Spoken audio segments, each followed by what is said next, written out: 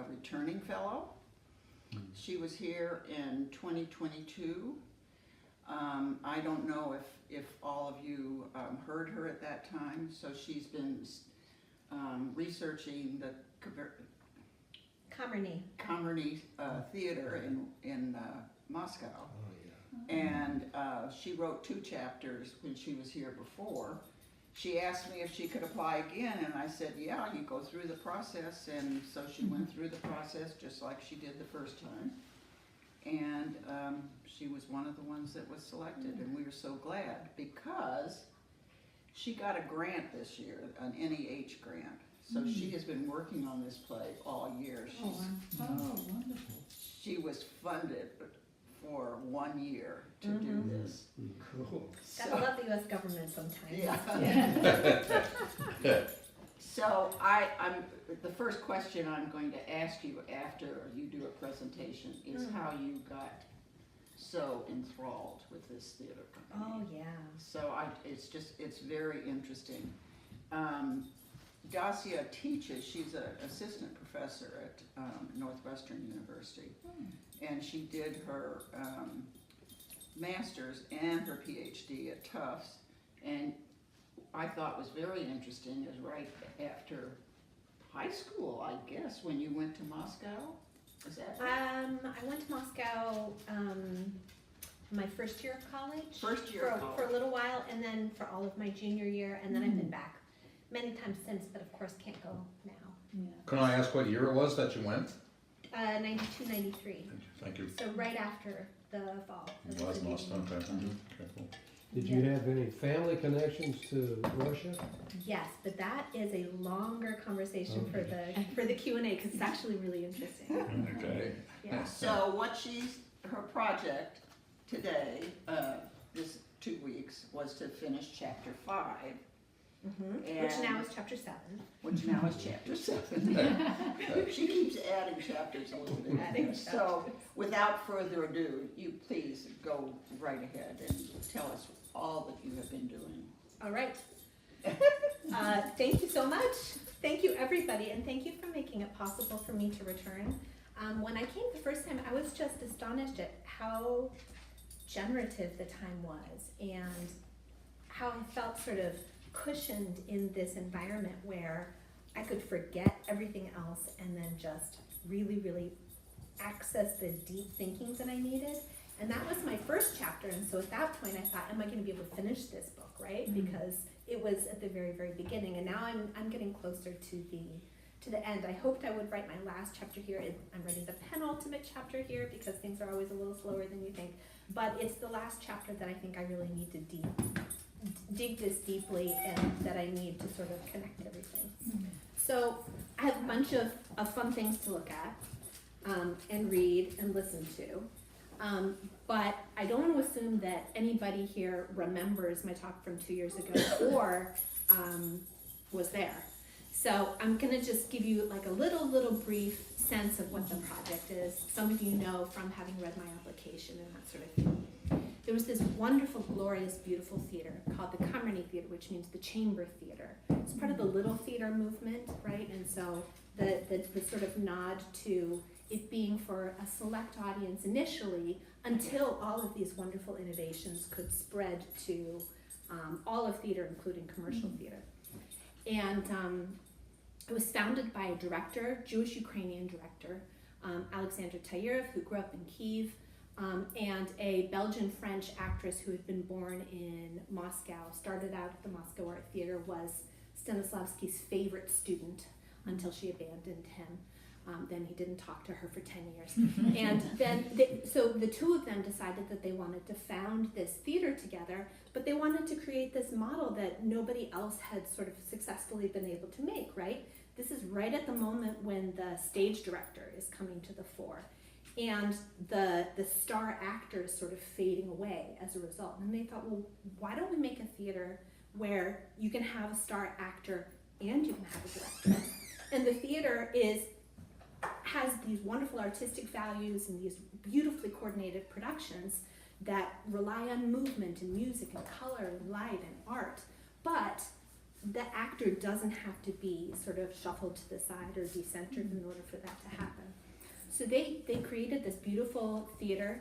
It opened right after World War I broke out.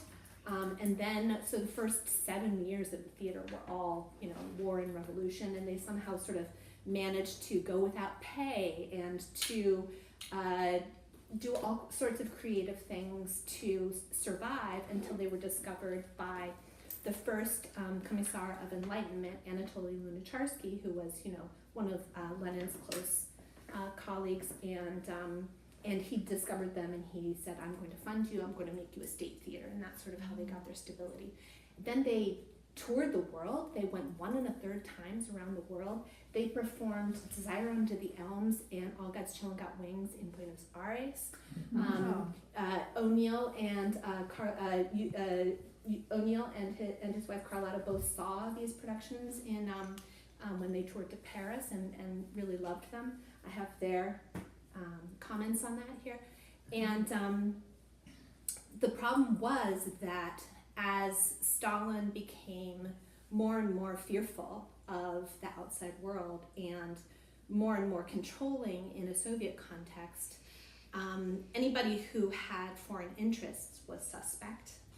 And then it was even worse that Tayev was a Ukrainian Jew, and after World War II, when his paranoia, post-Holocaust paranoia, post-founding of Israel paranoia grew to the heights where he was erasing all Yiddish culture in the Soviet Union and firing people from their posts because of supposed Jewish power and arresting people and that sort of thing.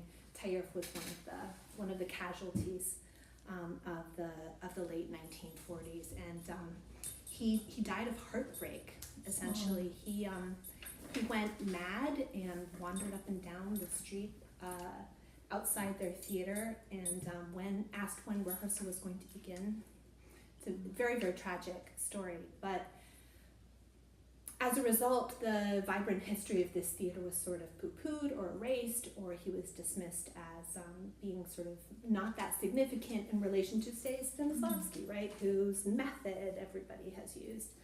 And so I'm reclaiming the history of this theater. I've been working on it for a really long time. I first discovered it when I was a graduate student. I thought, why doesn't anybody know this wonderful theater? And every time I work on it, I feel like my interest grows. So now I'm working on seventh chapter of 8, and I feel like I'm now sort of getting a sense of the full sweep of the theater and its importance. And the chapter I'm working on right now, I'm going to read you a little bit from. It was written 2 days ago. The chapter I'm working on right now is the chapter that focuses on the actress and what her acting style was and what she brought and how she pioneered a new approach to acting that really contested the idea that acting has to be based in everyday life or has to be based in human psychology alone. It can be more creative. It can be an actor who's painting with their body. So that was what she introduced. Let's see. So the interesting thing is, and this is where Tao House becomes such a generative place for my work. In the middle of the Kamerny Theater's life, they were beginning to be criticized because they weren't doing work that was propaganda-esque enough, but there was still a measure of artistic freedom for them to experiment. It's right in this sweet spot between 1926 and 1929 that they discovered Eugene O'Neill. And they did The Hairy Ape first, then Desire Under the Elms, then All God's Children Got Wings. They also were considering doing Emperor Jones as early as 1922 or 23. They were considering Emperor Jones. They were in touch with Paul Robeson. They actually invited Paul Robeson to Moscow. Paul Robeson auditioned for them, not for Emperor Jones though, but for The Hairy Ape. Yeah. and apparently gave this beautiful audition in accentless Russian, but wasn't able to stay in Moscow because he had other commitments. And they translated all of Morning Becomes Electra in 1932, right after it had had its Broadway run. So I'm guessing they must have been in touch with O'Neill. He must have been sharing his work with them at that point, because he and Carlotta had seen the Kamerny perform in Paris in 1930 when they toured there. Right before this horrible post-war period where Taylor falls under attack, he also wrote to O'Neill then and said, right now seems like a moment where contact between our countries can be possible again. Please send me your new plays. But of course that window didn't last very long, and the Cold War began very, very shortly after. So the thing that I was interested in bringing to you all in the context of Morning Becomes Electra specifically is the fact that Morning Becomes Electra, for me, is a super interesting work because it so directly engages with ancient Greek drama. It somehow tries to explore and capture the essence of the monumentality of these characters, right? While also thinking about a more everyday context and thinking about a New England family and the way that those emotions translate into, the revenge and pain and horror that is so monumentally expressed in Greek drama. So I thought, what I should do is I should talk about Desire Under the Elms, which of course has echoes of Hippolytus and Phaedra in it, in the context of the Kamerny also having staged Phaedra 4 years before they did Desire Under the Elms. So that's what I want to do today, is I want to introduce you to some of those things. Before though, I have some visuals. I want to show you, I have 2 copies, you'll have to share with Wendy and me. Some photos of the theater and of the star actress Elisa Konin in several of her roles. On the front, on the photo of the theater, you'll see this tragic image that surprisingly was documented. It is the logo of the theater, which is a schematized image of Konin as Phaedra being smashed with a hammer as it was destroyed off the facade of the building when the theater was closed. All right. So the thing that's so extraordinary about Konin is that she had this, she was able to do the things that Stanislavski wasn't able to do that prompted him to create his system. She was able to find that spontaneity at every performance, but she didn't do it by trying to dredge back into, old memories or something like that. She did it by thinking about creating with her body and thinking about creating with her voice, so that when she would make a gesture, it would prompt the emotion, right?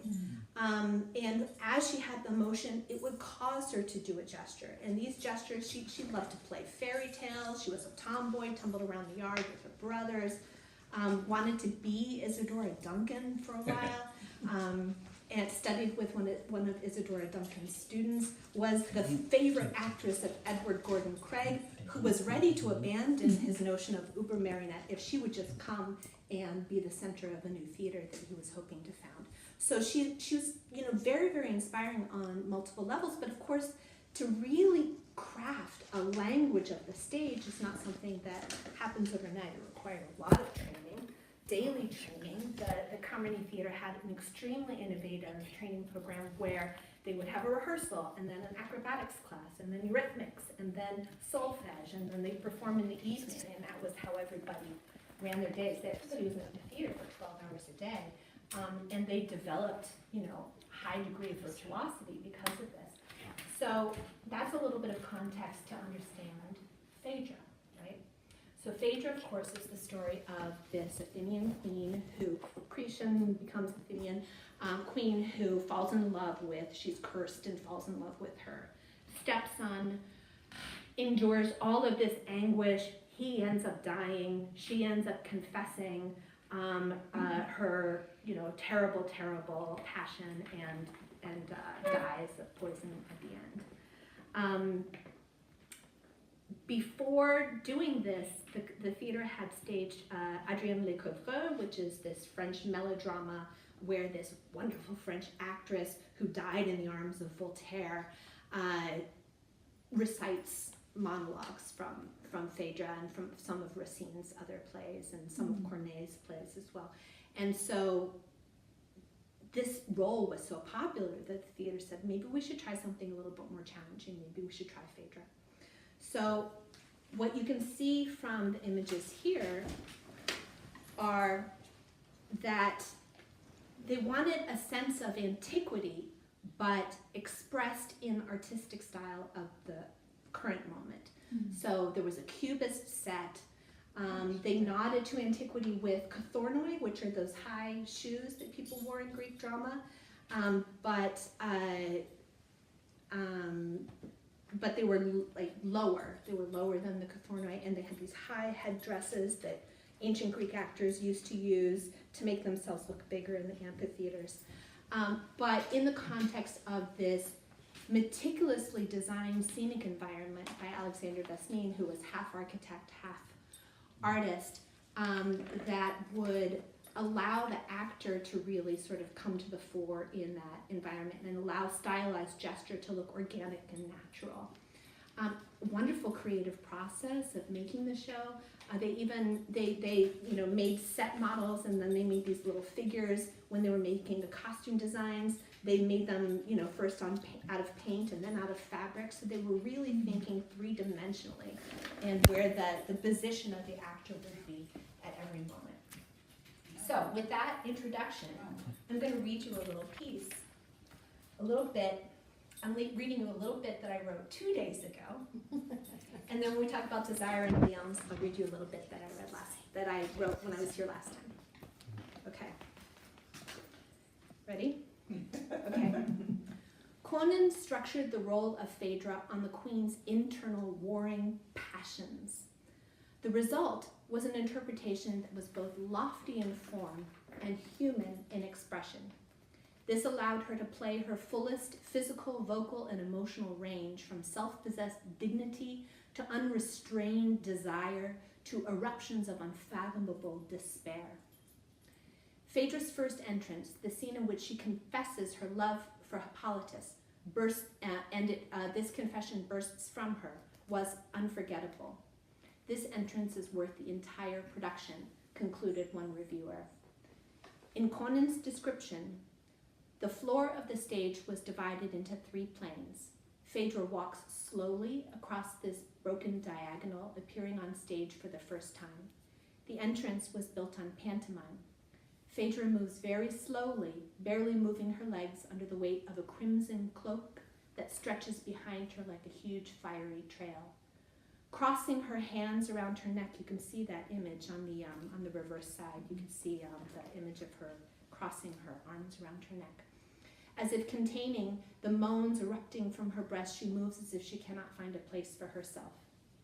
As her movement became increasingly restless, she seemed, in Jean Cocteau's words, to be in the power of mad desire, tormented by anger like a toothache, sick with love like seasickness.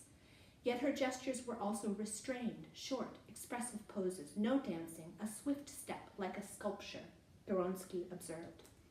As Tayerev had told her, Phaedra feels all the gravity of the earth upon herself.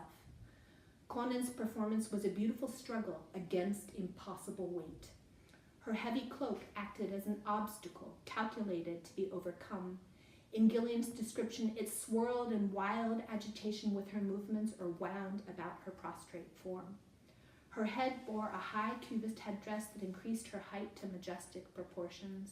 On her agile feet, kothornoi, inspired by the high sandals worn by ancient Greek actors, turned a woman's gait into the gait of a warrior.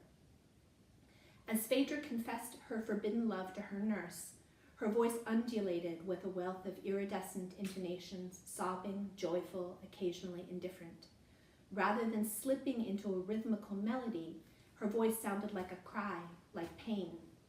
The horrified nurse bowed her head lower and lower under the weight of Phaedra's revelation. Finally, Conan continued, upon meeting the first ray of the sun, she falls impotently into her nurse's hands. This entrance required tremendous concentration, total self-control, Conan recalls. It was the most difficult and most important entrance in all the years of my acting life. It became one of the most memorable and most controversial theatrical images of the decade. Never in my life will I forget that moment, declared Gabrielle Boissy when the show traveled to Paris, where the audacious young Soviet production toppled 250 years of hallowed French tradition. Wow.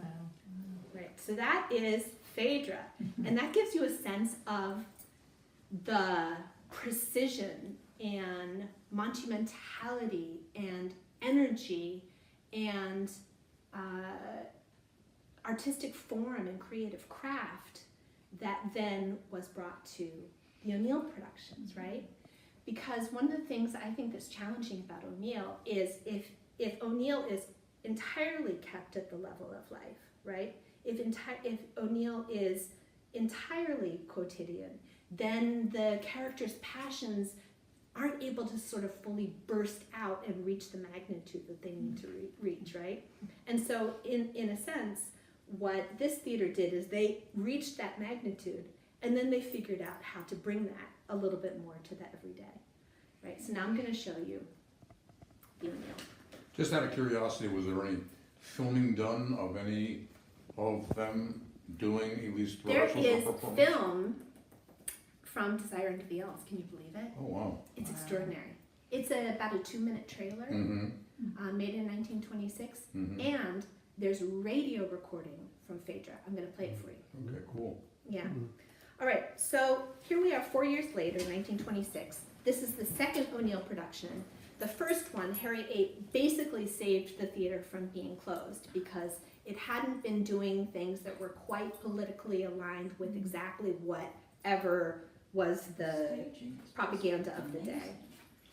amazing. So the Stenberg brothers, who had been apprentices under Vesnine, who was the designer for Phaedra, and who then later became really, really famous for their movie posters. So if you've seen the posters for Man with a Movie Camera or Battleship Potemkin or any of those Eisenstein films, they're almost always going to have been designed by the Stenberg brothers. So they had this really extraordinary, I think is really appropriate for O'Neill, way of staging simultaneous action on different levels. You could see that it's more constructivist now than cubist, but they still had a really remarkable sense of what that set needed to be able to do and how you wanted to be able to evoke different moods. So when Walter Benjamin went to see this show in Moscow, the thing that he was most impressed by was all of those slats that you see on one side of the set. They were lit from the side, so you could have all of these shafts of light all over the set. So in case you don't know the plot, again, it's a story of a woman who falls in love with her stepson. In this case, they have a child, and it's, again, a New England setting, very, very sort of typical O'Neill. And it was done much more to sort of, in a 1926 context, to sort of comment on the inherent inequitable structures of capitalism and the system of property. And so it's given a bit more of a concrete setting than the sort of abstract cubism of Phaedra, but still told in sort of broad sweeping strokes.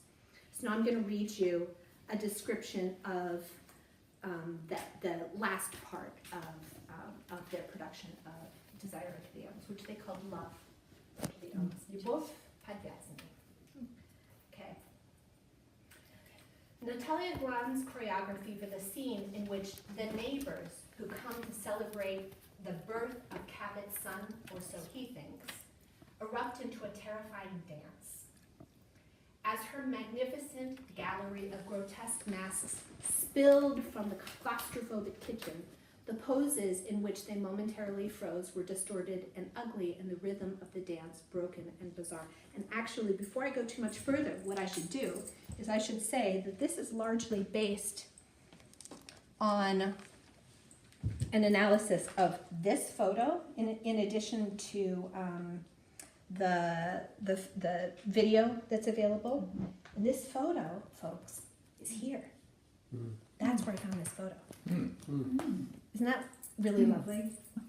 Okay, so if you want to look at the photo while I read, if you want to hear me read, that's fine too. They repeated that dancers repeated the same gestures over and over, their jerky actions more wind-up doll than human. When Cabot plunged violently into this dance, the chorus, with fixed mask-like smiles, bobbed sympathetically in automatic response to his clumsy leaps. As later described in a Kamerny tour brochure, the senselessly awkward figures of this terrible, weird dance distilled the pointlessness of that way of life into an eerie visual metaphor. 3 simultaneous scenes accompanied this dance, each with a contrasting emotional tone. On the upper stage right level, Eben sat alone, despondent, while below, his father leaned against the play's single, insubstantial elm in a drunken stupor. On stage left, above the chaotic dancers, Abby, in bright white against the gloom, stood over the baby's cradle, a chilling ghosted image of the Virgin Mary above Herod's massacre of the innocents. This scene, with its stark contrasts, set in motion the rhythm that built to the death of the child. In Conan's description, this was a silent scene, a terrifying scene. As Abby leans low over the cradle, the audience sees only the moment of her hands as she lowers the pillow. Slowly, she takes her fingers away. Suddenly, she is terrified. She sees her hands, the hands of a killer. The final scene expressed hope in the power of a redemptive love that in Conan's work had blinded Abby with its extraordinary radiance. In 1933, Tayev published an article on O'Neill's work, translated by Horst Friends, that says as much about the director's hope in the triumph of the human spirit as it does about the playwright's themes. Tayev wrote that O'Neill dares to construct problems of race, poverty, love, and social oppression. His heroes and heroines, almost all of whom have every right to life and are strong, daring, and courageous, almost unavoidably succumb. At the same time, I would not call O'Neill's work pessimistic. Into the mouths of his perishing heroes and heroines, he places an enormous, deeply human love. While these characters rarely survive in the social, moral, ethical, and aesthetic structure that produced O'Neill's plays, nevertheless, with iron determination, they struggle for the place in life that belongs to them. In the closing scene, light became the intangible embodiment of this untamable spirit.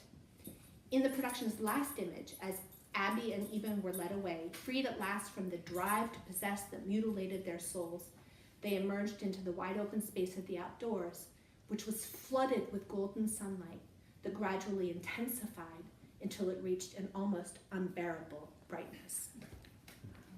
All right. So that's what I've been working on, right? Fantastic writing. Yeah. Beautiful writing. Yeah. Well, if you have beautiful material, then it just inspires you, right?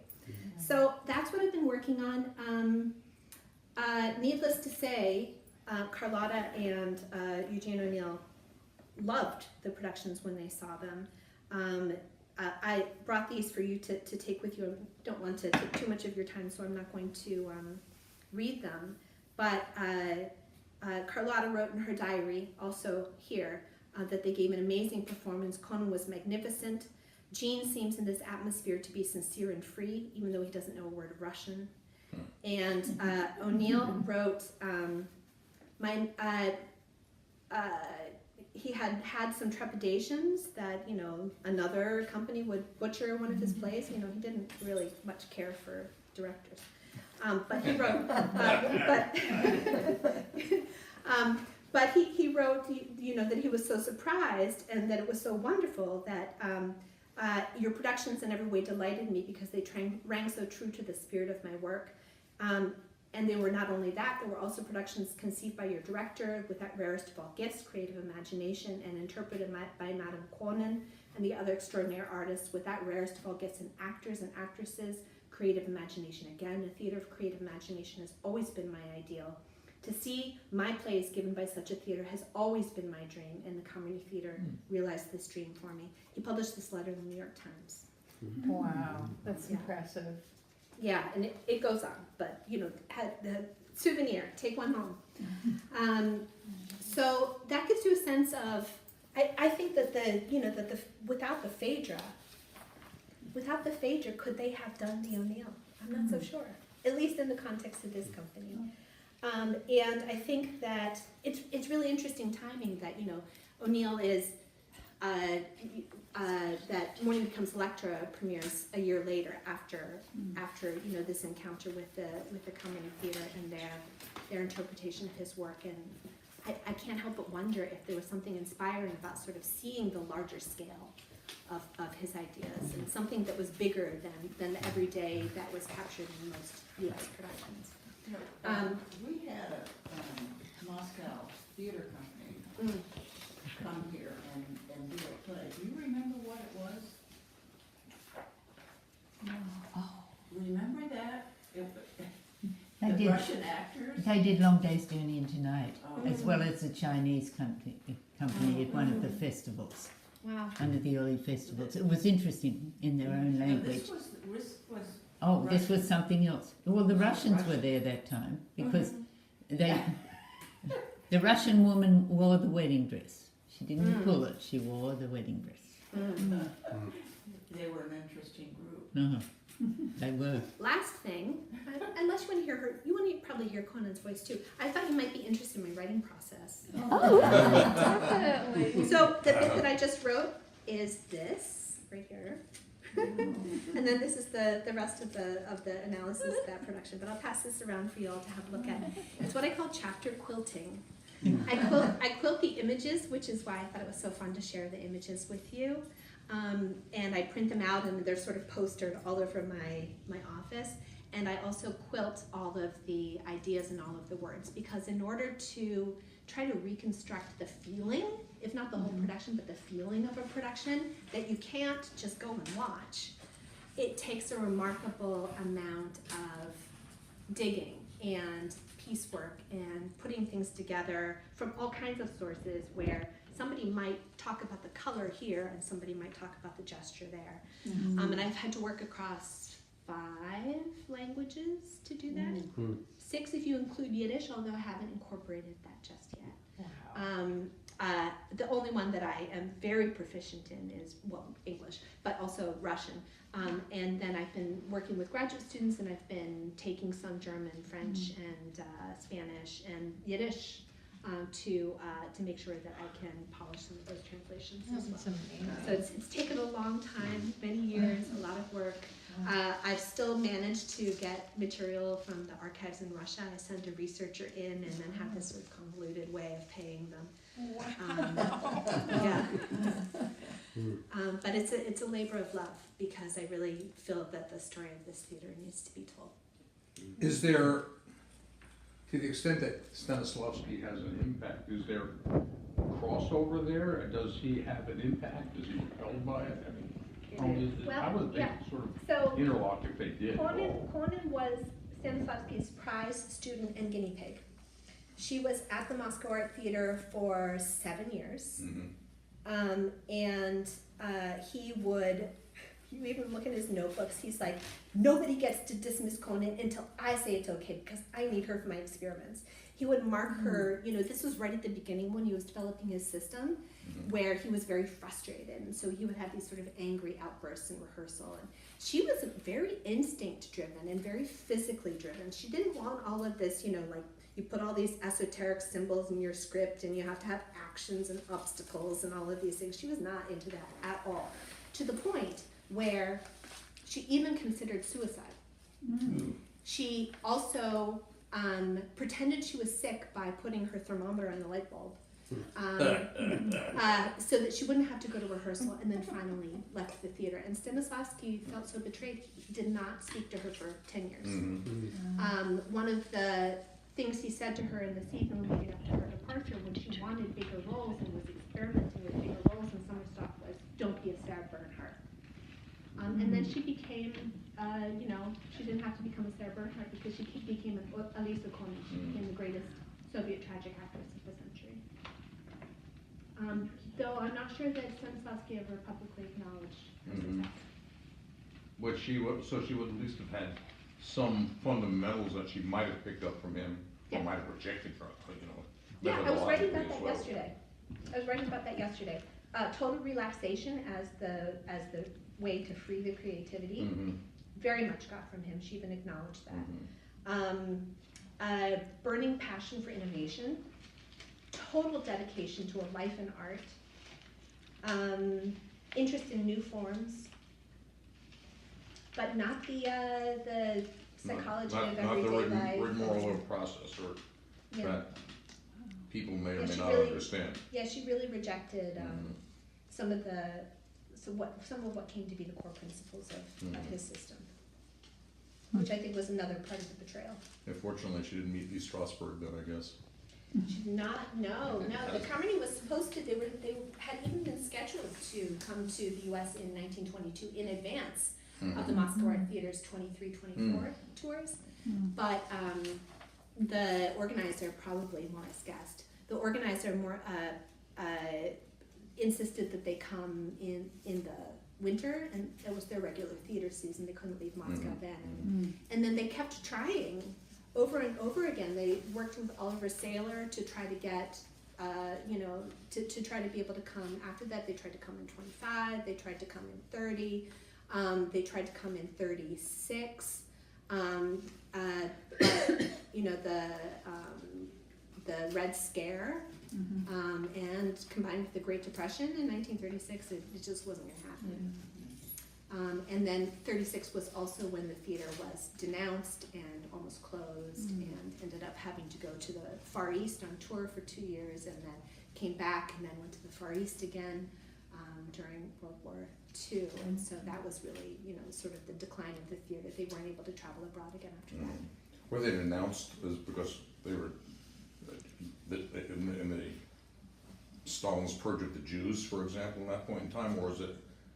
It was very, very much part of Stalin's purge of the Jews. Yes, 100%, 100%. And I think that has been insufficiently acknowledged. But there's this article. It was called the Anti-Cosmopolitan Campaign. There was the first wave of the purge of the Jews where people were arrested. Where Salon Michoels, who was the director of the Moscow State Yiddish Theater, was killed and then run over by a truck, so it would look like it was an accident. Where all the folks who then became the victims of the Night of the Murdered Poets were arrested. Where a lot of the people who had been part of the Jewish Anti-Fascist Committee and who had agitated for support of the Soviet Union among the world's Jews were then sort of picked off one at a time, and Jews who were in leadership positions were fired if they weren't killed, and so I know, unfortunately it's still relevant. The letter, this letter from O'Neill that he wrote for the New York Times, do you see in that a lamenting for the fact that maybe his productions, that the productions of his plays were not quite up to what he had hoped they would be in American theater, that this really captured it? It sounds like he just absolutely loved the creativity and everything that went into how this was done in that style. I think so. I mean, he had wonderful people to work with, like Robert Edmund Jones. He had, I feel like the design elements in American theater became more bolder, and more experimental, faster than the acting, because once Stanislavskian psychological realism was introduced to American theater, I feel like that very quickly became all the rage, either that or there were the sort of externally realistic looking sets of, say, David Belasco, or of 19th century melodrama, where you have all the special effects and the burning barns and, you know, people being chased and having to, you know, in the Uncle Tom's Cabin, having to cross the Ohio River on, you know, realistic looking ice floes and things like that. So there had just always been such an interest in varying definitions of realism in U.S. context that I feel like the acting just wasn't fully able to meet O'Neill's plays in his lifetime. The staging of these plays, I think, is just amazing. Isn't it? Just amazing. Yeah, it really is. It really is. Who wants to hear Conan's voice? Oh, We're yes, ready. please. We're ready. Okay. I'm playing a monologue from Phaedra. She, after her theater was closed, she wasn't allowed to perform at any more theaters for the last 25 years of her life. Oh, Mm. wow. And Not allowed because the system wouldn't allow, I mean, basically it was Stalin shutting her down. So when did she die? she died in the 70s. So even after Stalin, she wasn't. Even after Stalin, isn't that interesting? Yeah, really. Yeah. So, but she did these radio performances and she did Uh-huh. concert performances, she did readings and things like that from her previous roles. So this monologue that she's reading from Phaedra that has this sort of like exhaustion and, you know, like the unburdening of her soul. It was recorded much later. The seagull bit that I'm going to play for you, that was done in 1944, 5 or 6, I forget, mid 1940s. Was recorded when the production itself was staged. But what I want to do is I want to give you a sense of the contrast between this sort of monumental emotion and then how she brings that into a more realistic role. Oh, sorry, wrong one. This is Phaedra.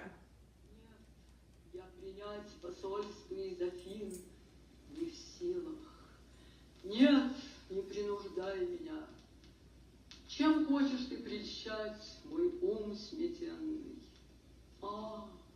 Лучше спрячь меня. И так сказала я слишком много. Говорила то, о чем никто не должен был бы ведать. Okay, so you get a sense of the way that she plays with vowels. That was Yiddish, wasn't it? No, Or that's Hebrew, Russian. rather. No, that's As Russian. Russian? No, Okay. yeah. I heard. That Oh, Phaedra okay. was the same year as the Dybbuk, but Okay. but no, that's Russian. But she plays with it in sort of similar ways as what Habima did the same year, you know, which is interesting. But you get a sense of how she plays with sound, how she stretches out vowels, and how she has a lot of variety. You can hear that even in this much more realistic post-World War II Nina. This is the I am a seagull bit. Хорошо здесь. Тепло, уютно. Слышь ты, ветер? У Тургенева есть место. Хорошо тому, кто в такие ночи сидит под кровом дома, у кого есть теплый угол. Я чайка. Нет, не то. О чем я? Да, Тургенев. All right, gives you a sense. Gives you a sense. Yeah, чайка. Нет, не то. О чем я? You know that. I can't do it. But I wish I could. I'm a seagull. No, that's not right. What was I talking about? Yeah. So how long was the run of this Kamerny Theatre? Of which show? How long were they permitted to produce? So the Kamerny Theatre existed for 35 years. Desire Under the Elms played for 14. Wow. But the Kamerny Theatre was from, you said just after the revolution? So just after World War I broke out. So in fact, Conan, they were supposed to start earlier, but Conan was stranded in France because the war broke out when she was in France. So she relied on the generosity of the bed and breakfast where she was staying. They just let her stay there until she could figure it out. And then when she went back in 1923 and played Phaedra, she went back and said, here, I'm giving you tickets and also here's the money. But the theater company Yep. started just after World War Right. I. So they, their first premiere was December 25th, 1914. And their last performance was May 29th, 1949. I negotiated with the Soviets back in the early 80s. And then 6 or 7 years ago, I studied Soviet history at Berkeley, and even a seminar in Soviet historiography. I'm amazed that they were permitted to run that long. It is amazing, isn't it? I've been, people have asked me, why? Why was this theater allowed to continue all the way in 1949 when Meyerhold's theater was taken away from him in 38? He was arrested and tortured in 39 and then shot by a firing squad in 40. You know, why was this also, you know, super creative, innovative, experimental director? Why was he allowed to live so much longer? I think that it was because he was the most famous Russian director in the world, famous Soviet director in the world, because of the acclaim of the 3 tours. And that's why that's why the book has grown by 2 chapters, is because I realized I needed to write more about the tours. And I really needed to trace the international acclaim that the theater acquired by performing so much abroad, by becoming this sort of cultural ambassador that promoted what artistic and human freedom could mean in the Soviet Union, unfortunately, even as that freedom began to be eroded. Now, does your book deal with whatever concessions they had to make? Yeah, that's the last chapter I have to write. It's called The Struggle to be Soviet, parentheses, Enough. Because we know of the travails of Shostakovich, for example. Right. Shostakovich is Lady Macbeth of Mtsenskovo Uyezdawi, Mtsensk district. Lady Macbeth, Mtsenskovo Uyezda is the Russian, but Lady Macbeth of Mtsensk district.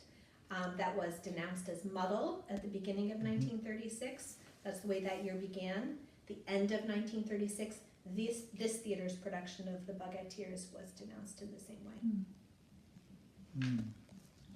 That's it's just fascinating. It is What was the director politically agile?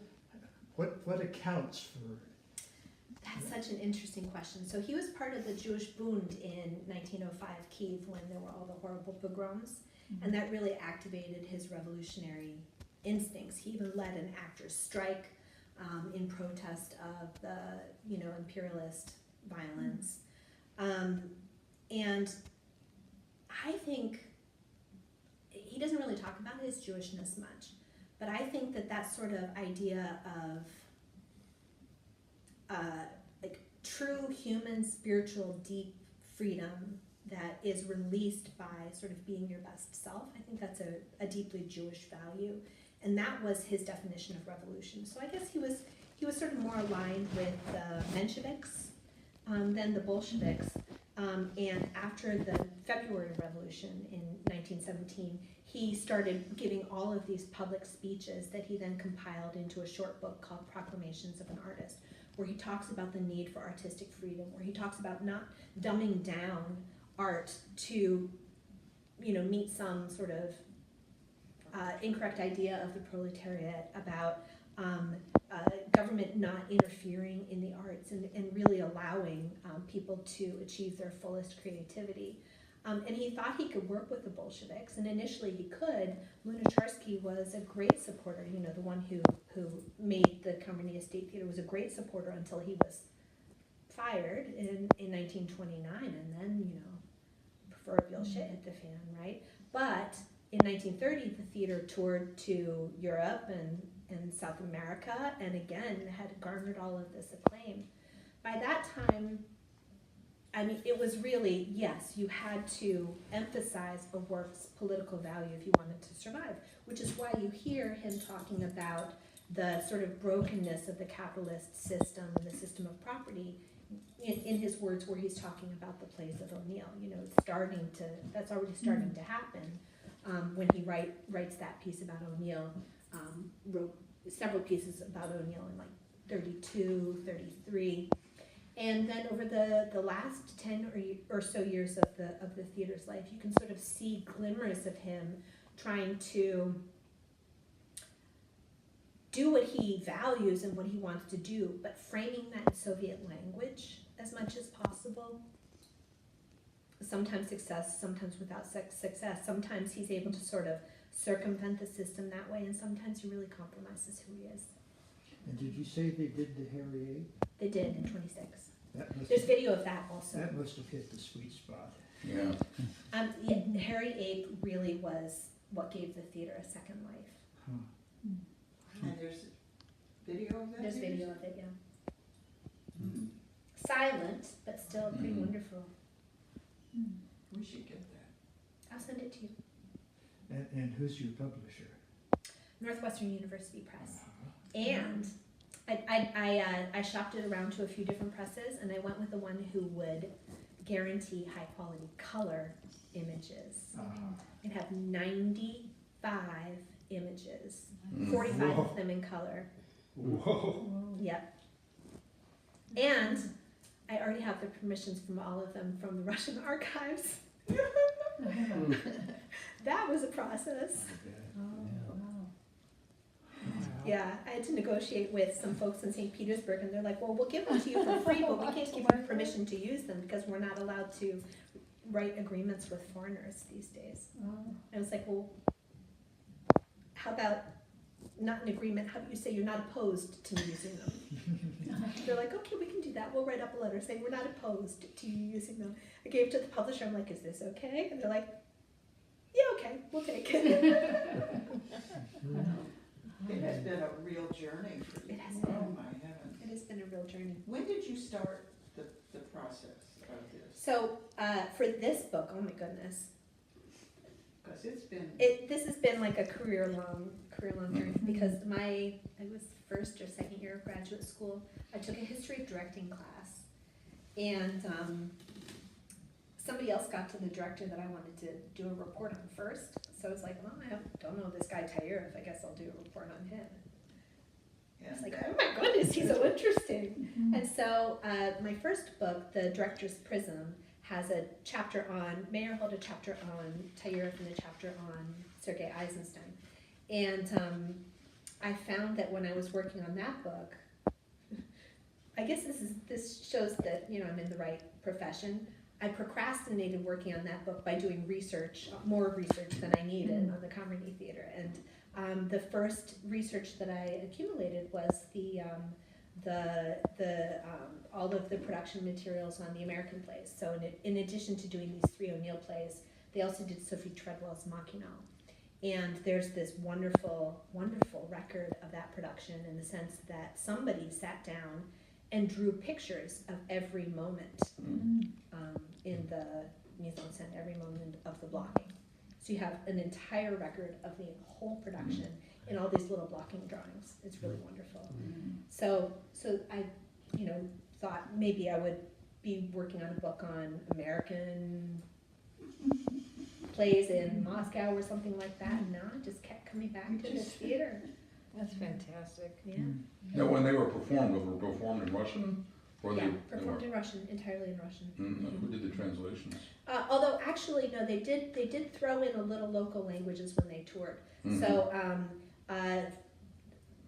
when they did this Lecoq operetta, they had all of this sort of self-referentiality and people breaking character and things like that, because it's this very silly piece about, like twins who one gets stolen by pirates, and one of the actors spoke German, so he just started like in the middle of the show doing the Earl King in German. The German audience was like, what? Okay.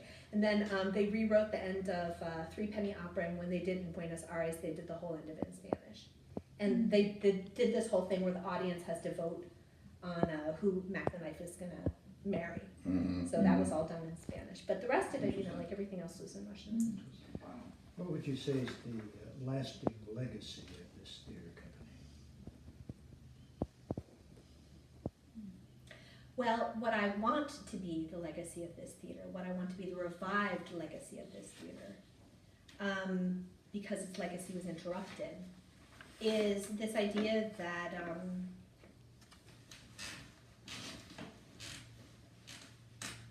theater can be much more stylistically varied and much more creative if we don't feel like we need to keep going back to the old rules.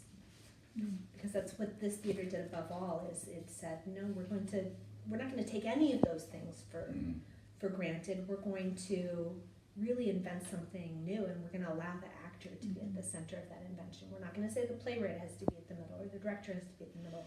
The actor is gonna be at the middle, and the actor is a creator. Does a film clip show that in action? Because a lot of times a film clip from the 20s will tend to do the silent movie over dramatization of any given move or gesture. The thing is that, I mean, yeah, this is silent, and so, you know, like if you look at this image, for instance, where Abby and Eben are lying on the floor, sort of like in this yin-yang position, curled around each other. There's that's been filmed, that moment's been filmed, and they're sort of like, you know, big gesture forward, big gesture, you know, big gesture back, but it's intentional, right? Because they're building it on pantomime, and they're trying to find a language of gesture where you can really unleash human emotion without being illustrative. So if you see it, it may look like the silent film, but it really isn't. It really is something that's a lot more intentional. What's the state of theater in Russia these days? That's a good question. I have some colleagues who are trying to research contemporary theater, but the connections have been broken, right? I have a puppeteer friend who wrote to me about 6 months ago and said, I probably shouldn't be writing you this, but it's like we've gone back to Stalin's 1930s. There was an anti-war play that had been running in Moscow, where this grandmother is this sort of holy fool, and she gets to say all these things because she's the grandmother, and she, you know, like has this whole bit where she, you know, tells her young grandsons that they shouldn't be rushing off to war, that war is not so glorious and isn't all that. And a colleague of mine was giving a conference presentation on it, was saying, surprisingly, it's still running. And then that morning, she just checked it to make sure, and it had been pulled. Wow. Are you eating at Sandown now? Yeah. Is it time? So we need to cut it off. Yeah. Thank Yeah. you. Yeah, that's Very good. I just love hearing you talk. You're very expressive, and it's so interesting. Well, it makes me want to take her classes. It is just so Yeah. interesting. Yes. Zoom them. Yes. When do you anticipate the book? So, well, I keep writing. Goodness. So I'm hoping to turn in the manuscript. I've told the publisher that December 1st is no longer realistic. But could I please have March 15th? And she said yes. Editor said yes. So I'm going to turn it in March 15th or 17th, something like that. The first 3 chapters have already gone through peer review, and the reports were really positive. You know, like, don't do anything, keep moving forward. Make sure that you would deal like with the ambiguity of him having to also have made some compromises. I was like, done. I want to do that anyway. So I'm hoping that the confirmation review will be faster than it would be otherwise, since they've already seen a good portion of the manuscript, but you never know. Mm-hmm. So 2026 maybe it'll be in print. And given the production values of how much is it gonna cost? Yeah. They are trying a model where they want it to be affordable, so it's still more expensive than like a trade paperback, but it'll be like maybe $35 for the paperback. Really? and That's maybe pretty good. 50, given- Yeah. given 50 the or parameters 60 for the hardback The latest. in color. Yeah, well, that's why I was wondering. Well, I had to get a grant to pay for the. Oh, okay. Mhm.